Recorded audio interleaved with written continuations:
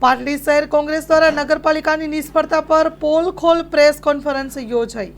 Story report by Minaz Malik Dasada.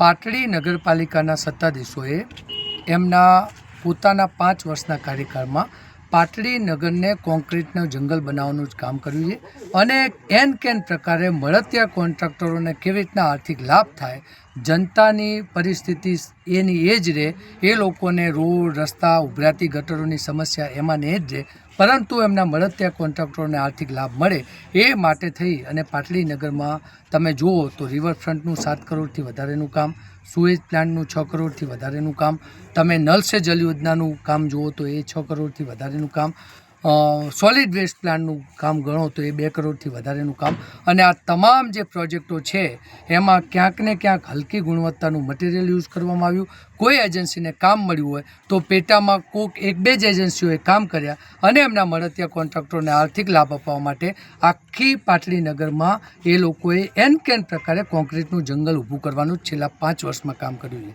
નગરપાલિકાનો જે રિવરફ્રન્ટનું લોકાર્પણ થયું ત્યારથી જ લઈ અને હું એની સામે સવાલ ઉઠાવી રહ્યા છે. એનો જે રસ્તો બનાવ્યો છે એ રસ્તો તોડી અને એનું નવીનીકરણનું કામ કરવામાં આવ્યું છે.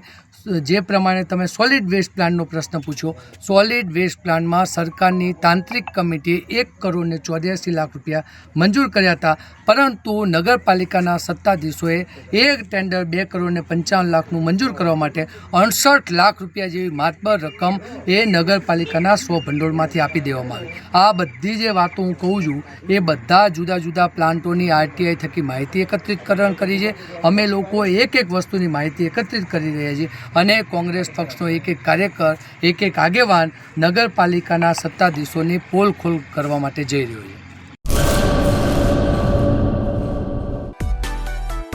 માં motor driving, safe and sure driving. Driving એ શોખ સાથે આપની મોટી જવાબદારી પણ છે. અમારા ઇન્સ્ટ્રક્ટર દ્વારા સચોટ અને સરળ માર્ગદર્શન. આપની રોજની તાલીમની માહિતી મેળવીને શું અધુરાશ છે એના ઉપર પૂરું ફોકસ કરાય છે.